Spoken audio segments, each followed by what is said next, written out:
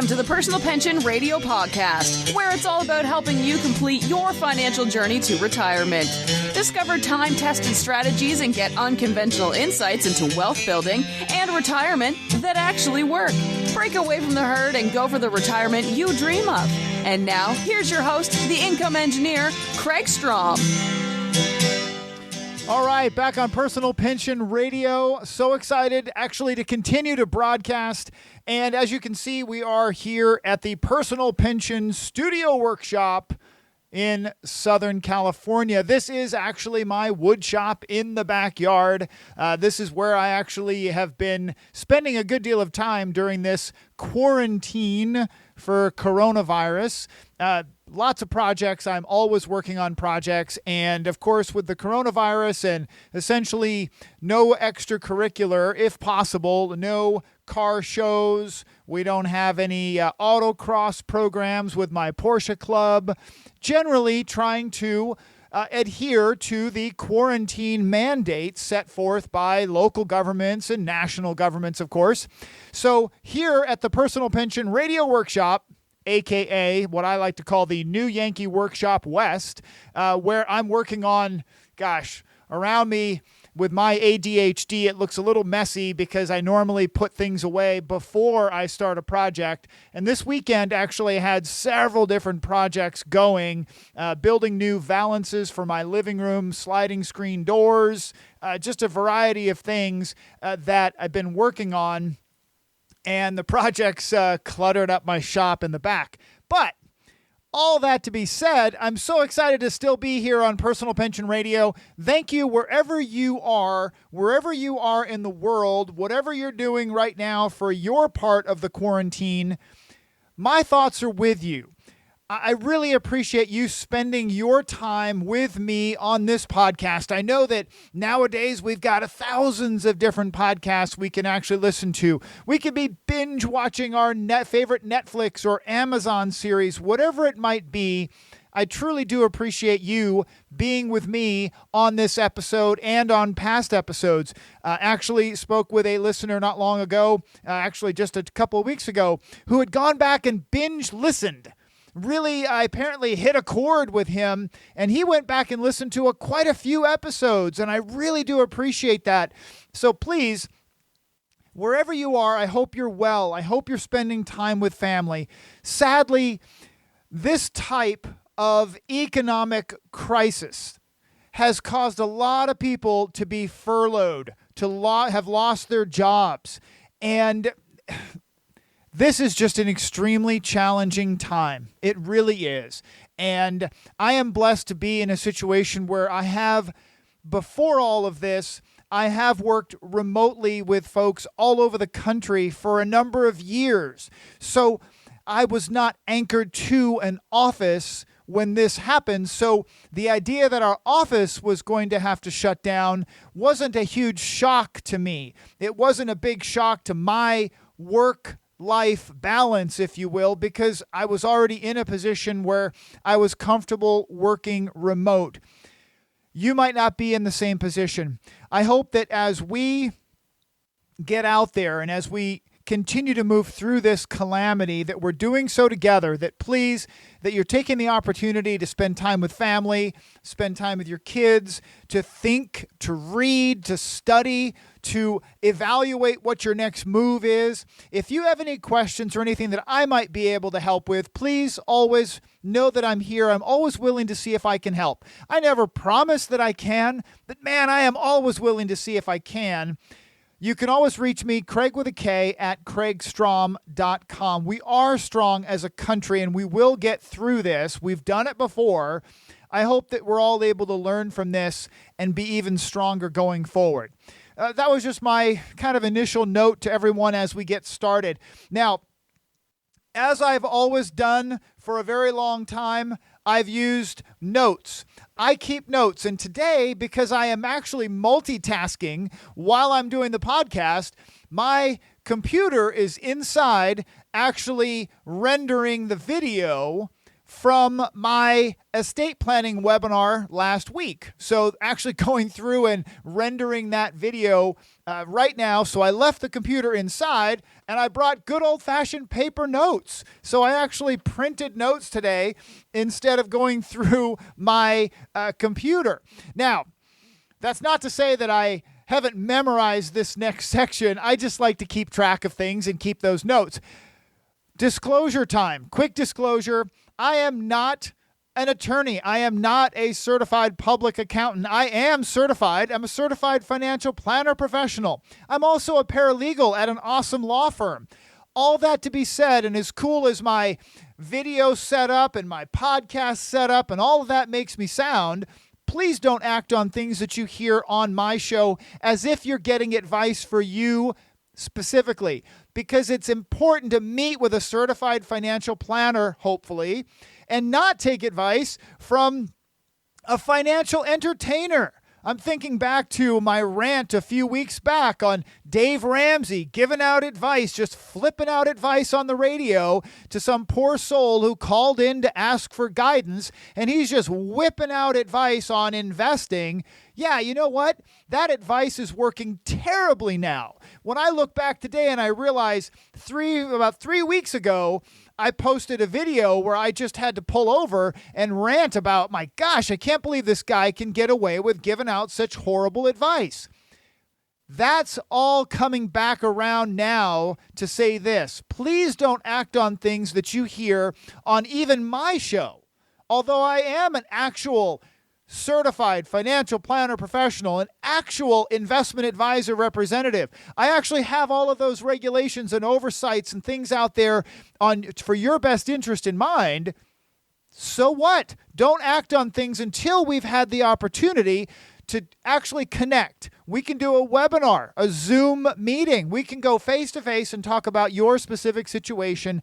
That's the best course of action. Definitely not to take advice from a financial entertainer. Now, a quick shout out. Now, by the way, you will see me lick my finger in my shop as I turn the pages on my pieces of paper, and I will be washing my hands for the 500th time back in my house. And to my left, you can't even see it, before I leave my shop, I'll actually be using the hand sanitizer that's sitting on the other desk. I am not I've always been very fastidious about those kind of things, but you'll see it as we go.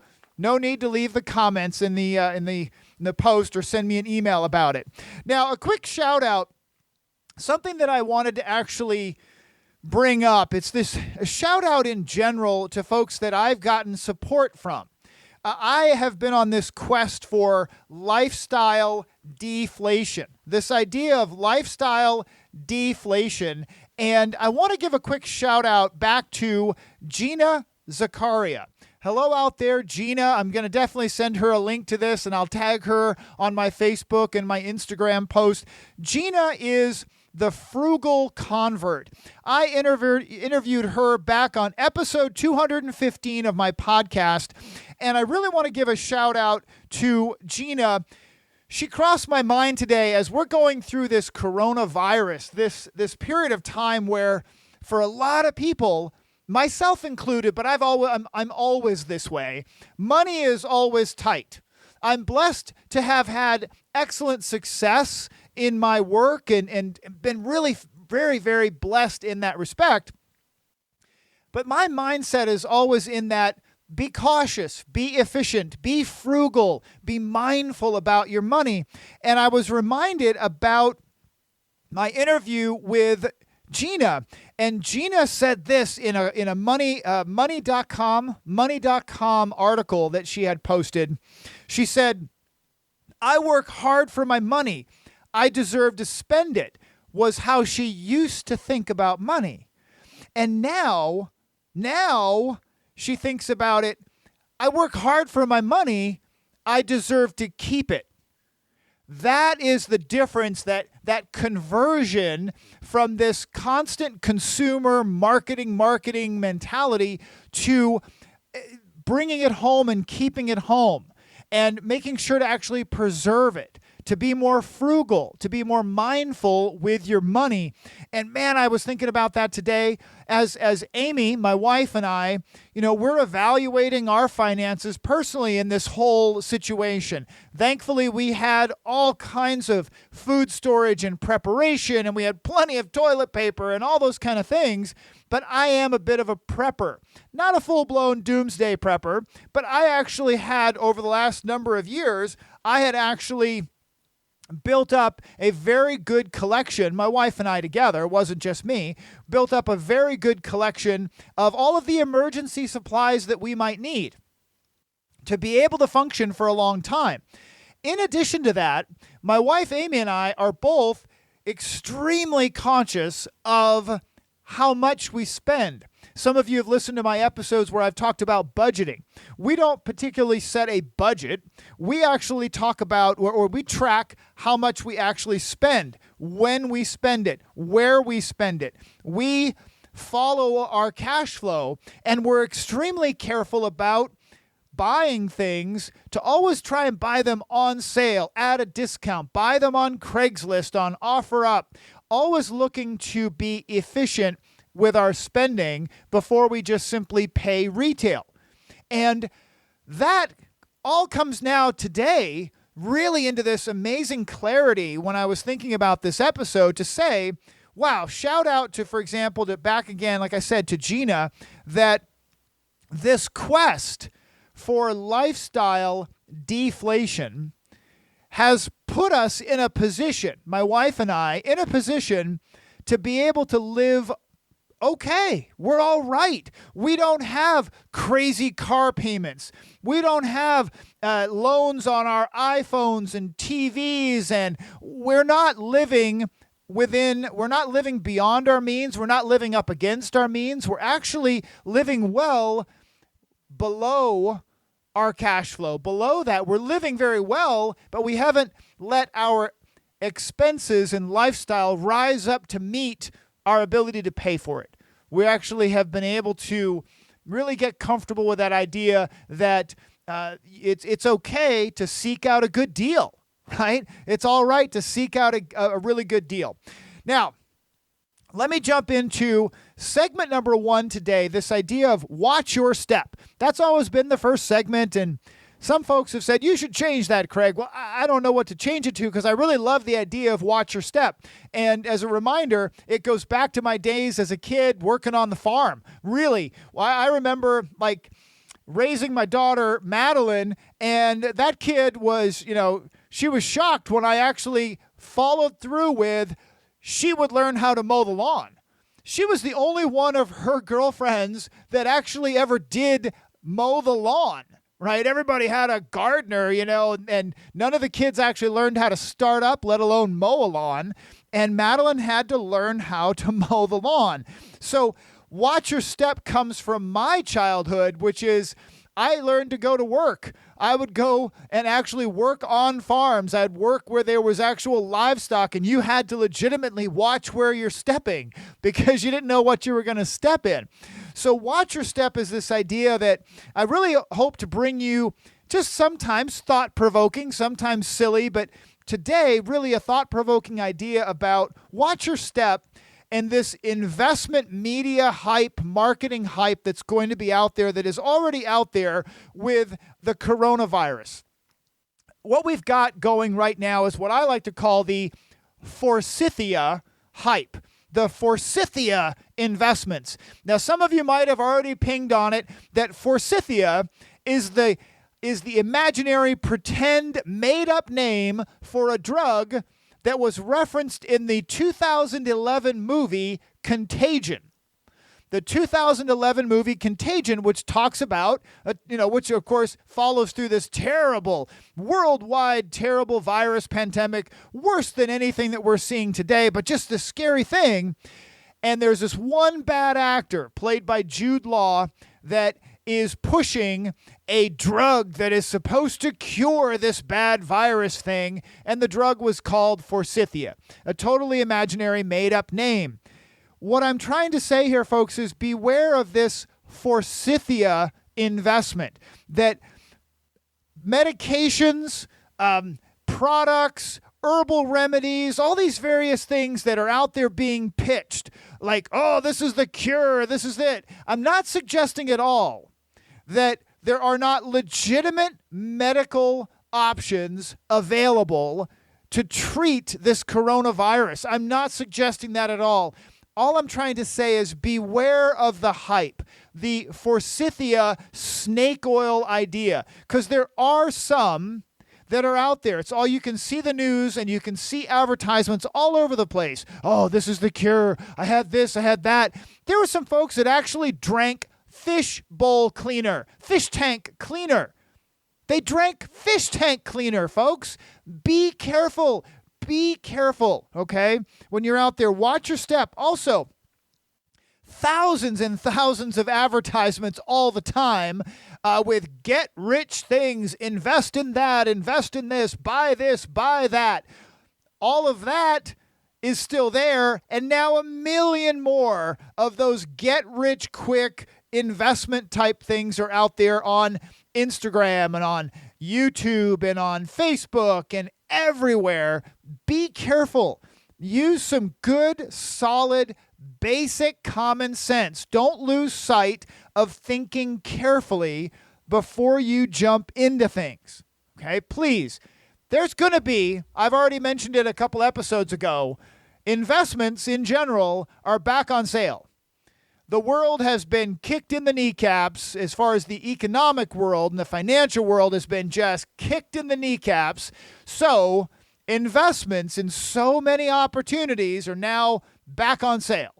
So don't lose sight, though, of the good, solid basics. And on that note, I wanted to take the second segment of my show and actually talk about my take on just good fundamentals of building your financial castle, of constructing a financial castle. And I want you to think about it that way. Think about a financial castle, right? You think about a financial castle.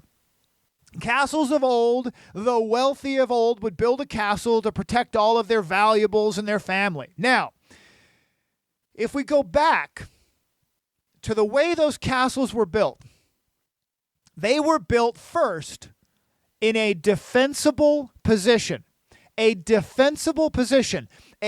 a high mountain or a high atop of a hill with a body of water around them. They were in a position where you had a big moat with crocodiles and dragons and Mel Gibson riding around on his horse, with hot oil and spears. Folks, think about building your financial house just like building a castle of old. You've got to build it first in a defensible position to keep any people, actions, outside world at bay. And that's going to be things like, in our world today, it's going to be homeowners insurance, maximum liability protection. How many times have I talked to folks who say, oh, yeah, I got plenty of insurance. Well, what's your liability limit on your homeowner's policy? $100,000. What? $100,000? Well, if the post office person slips on your lawn, if I'm the guy mowing your lawn or trimming your trees in the backyard and I slip down and fall, guess who I'm going to sue? I'm suing the homeowner, and you have a $100,000 liability limit? That's not good, folks. In California, I tell folks, if you can get a $500,000, $500,000 liability limit on your home, do it. If you have renter's insurance, get your renter's insurance policy. Goodness. Get personal liability coverage with your renter's insurance. Now, your car insurance, same thing. You're driving a car, you've got to have personal liability protection. And don't forget, umbrella liability insurance protection. I know some might be thinking, well, we're in the midst of the coronavirus, Kraig. Why are you talking about this? Well, because you got to start with the things in the right order. You got to start with the fundamentals. You don't jump to investing. Don't jump to panic, because that's the time when you will forget to do the basics. Right now is the time that you could least afford, many people could least afford to have a car accident where the liability swings back around and knocks them down all the way. They might already be, You might be in a situation where you're furloughed from work or you lost your job right now, right? Where you've got enough savings and you're going to make it through. You're going to be all right. And then your 16-year-old runs into somebody at the grocery store because they're the young one. They went in to hunt for toilet paper, right? But they run over somebody at the grocery store, and now you're going to be sued for $1 million. And you have a $200,000 limit on your car, right? Folks, get your protection in place now before something even worse happens that could actually wipe you out, okay? So when you go through protection, homeowners, renters insurance, car insurance, maximum limits. Don't forget uninsured motorist at maximum limits. If you haven't checked your uninsured motorist and you're listening to me right now, please stop, pull over, get your policy out, and put your finger on what is your uninsured motorist liability limit. And if it's less than $250,000, that's a problem. That is a serious problem. You got to get that fixed. Now, you got those done, get an umbrella liability policy. The umbrella liability policy literally covers over all of your other insurances, your rent, your homeowners, your car insurance, and boom, $1 million umbrella policy doesn't cost that much. Maybe $300 a year. It's actually really not expensive. The more insurance you have, the more likely that you're going to get the insurance company standing in front of you with your shield to say, no, we got you. We got you. You got a $100,000 limit on your policies? The insurance company's not even going to send their B team. They're going to send their C team. They might not even send a lawyer. They might just write a check and you're in trouble. Okay? Now, if you own a business, I know that businesses are struggling right now. You might be one of those businesses that's wondering, are we going to be able to survive this? Just think, if your business insurance actually included business interruption insurance, when this crisis is over and you have the opportunity to relook at your business insurance policies, could you buy business interruption insurance? Yeah, you can. You actually can. But I've talked to so many business owners is that I don't need that. No big deal. My business will keep going. With or without me, I'm fine. Well, what if the world shuts down? Just like now. What if the world shuts down and your business isn't going anymore? Now that business interruption insurance that you missed the conversation on sounds pretty darn good. You do have an opportunity today to actually deal with your insurance protection to safeguard your business. If you're on track, I talked to one of my clients today. They are on track to make their way through this coronavirus. As tough as it is, they followed the advice from my advice and the advice of their CEO peers, and they had really good cash on hand. They are going to make it through this. This is a perfect opportunity to make sure that your protection is done right, because that final straw that could break so many businesses could be an unexpected liability. And I talked about it in a recent vlog episode that one of the things that a lot of folks are not paying attention to is this idea of liability coming from lawsuits. There's going to be a ton of lawsuits filed in the next 6 to 12 months.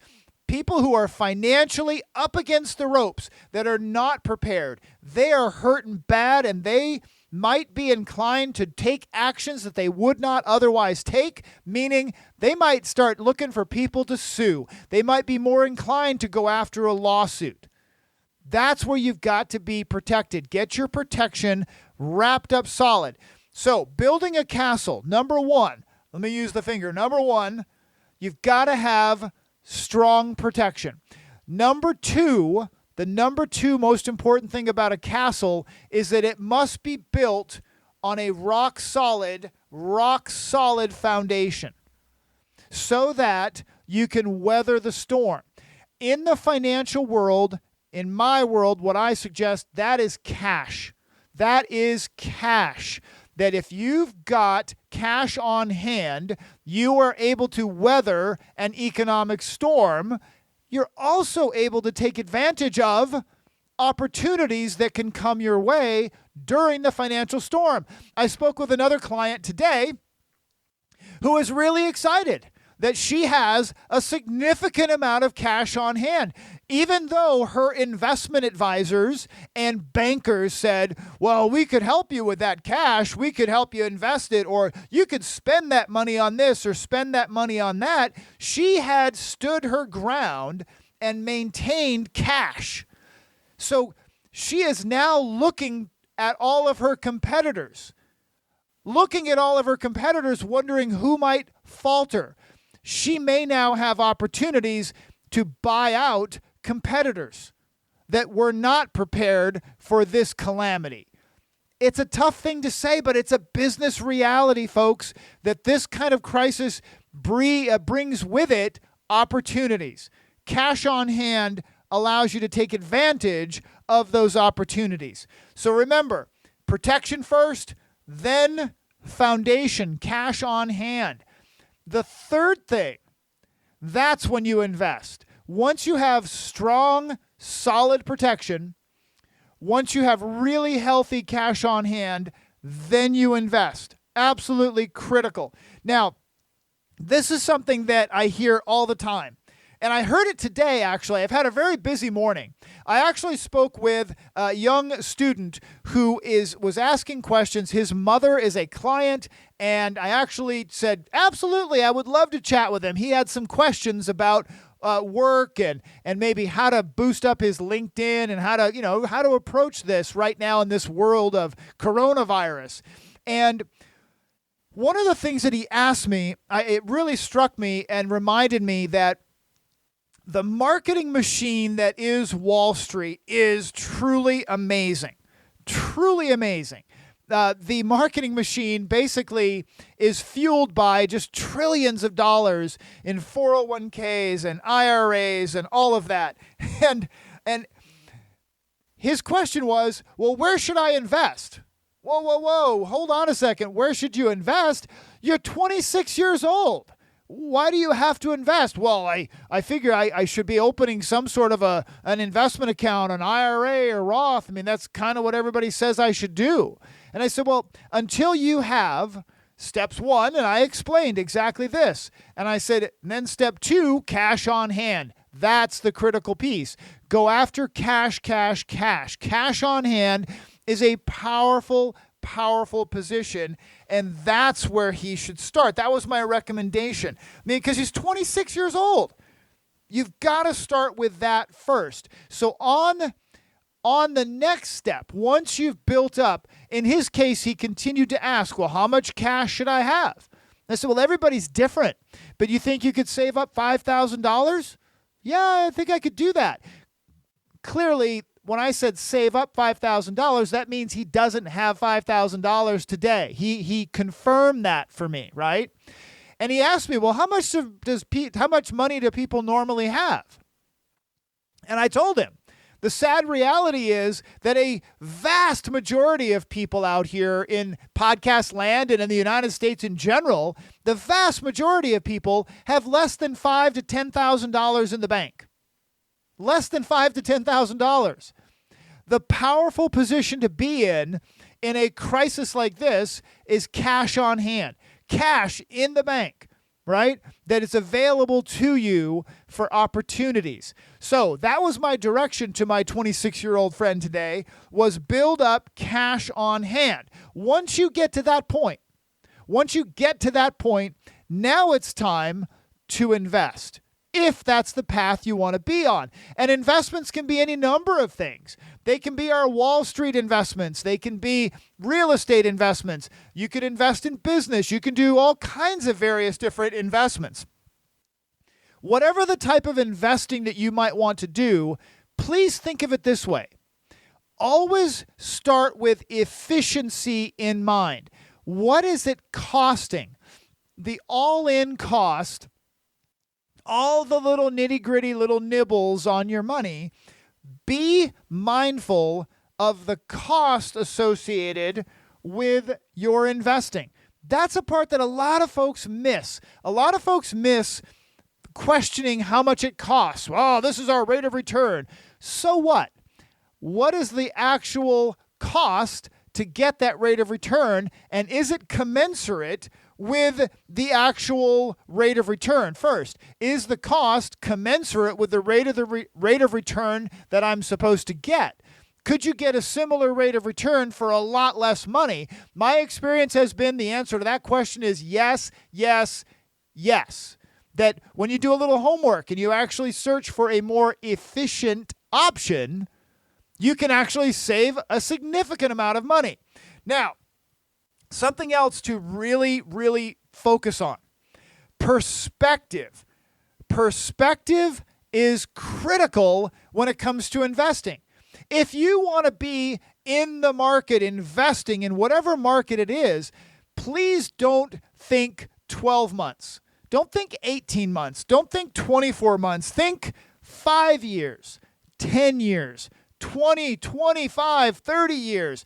Think long term. More than 5 years usually is a long-term perspective. That's the perspective to have when it comes to actually investing. If you're looking at an investment that you want to flip in 12 months, great. Do you understand that investment perfectly? Do you know it better than anyone? Now, I've talked to folks, I have clients who are in the real estate game. They are in the real estate business. And I say to them all the time, real estate investing in general is very risky. It can be very risky. If you're a real estate investment professional, someone who has years of experience investing in real estate, you know that investment better than most. That is a far less risky place to be than jumping into the stock market.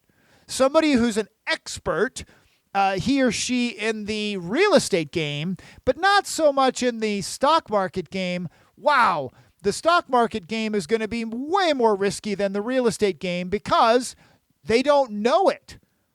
So if you're going to get into an investment, know the investment, understand it. Make sure that you're familiar with it so that you can manage that risk. Now, the other part that I'd like to bring up is this idea of seeking guidance, right? So folks will ask me, when should I work with a financial planner? Generally, if you have over $250,000 that you're looking to actually do something with, you might want to consult a certified financial planner professional. And I say consult because I'm not suggesting that you should necessarily work with a money manager, an investment advisor manager, because $250,000 is just not enough to overcome the built-in, now inherent costs in investing in any kind of a stock market type platform. The cost of doing business for myself as an investment advisor is just so much higher than it was 20 years ago. It's crazy. It's impossible to run these accounts without having to charge a significant fee just to break even. So if you have $250,000, you're right in the ballpark of where you could actually work with an investment advisor to manage those funds. You have to be mindful also that there's a lot of stuff out there that financial advisors, that folks who fall into the financial advisor category, that are not actual certified financial planners, that are not actual registered investment advisory firms, they just wear the hat financial advisor because it's pretty easy to put that hat on, right? Well, there's a lot of products and things that they sell as a financial advisor. I can sell them as well, that they fit well with someone in the marketing sense. They could fit well with someone with $250,000 and they say, oh, I can put you over here and this is going to be great. You'll love it. Well, it may not necessarily be the best place to be, is what I'm saying. Bottom line is seek counsel and connect with a certified financial planner. I'm raising my hand, legitimately on video, raising my hand. Send me an email, Kraig with a K at kraigstrom.com. I would love to chat with you so that we can actually go through your specific situation. Now, that's actually going to wrap it up for today's podcast. This episode is in the can, as they say. I really, again, want to put my heart and feelings out to everybody that's struggling, that's going through this time. If you want to talk to someone about this new legislation that's come up, allowing IRA rollovers and various things out of your company plans and being able to take advantage of the legislation, the historic, crazy legislation, trillions of dollars that was just passed, send me an email, Kraig with a K at kraigstrom.com. I'll talk to you again real soon. Thank you for listening to the Personal Pension Radio podcast. If you missed anything during the show, that's okay. We took the notes for you. Check the show notes for links, offers, and a full transcript. And don't forget to head over to personalpensionradio.com and download your free retirement income report. While you're there, we would appreciate some iTunes love. Please leave us a fantastic rating on iTunes by going to personalpensionradio.com/iTunes. Thanks again for listening. Now for the disclosure. Information presented is for educational purposes only and is not intended for solicitation, sale or purchase of any security or financial product. Be sure to first consult with a qualified financial advisor and your tax professional before implementing any strategy discussed here. The term personal pension refers to a marketing name designed to educate future retirees and retirees about the economic principles behind creating their own pension-like income. The term personal pension is not intended to be confused with a defined benefit pension plan offered by an employer or by a government entity.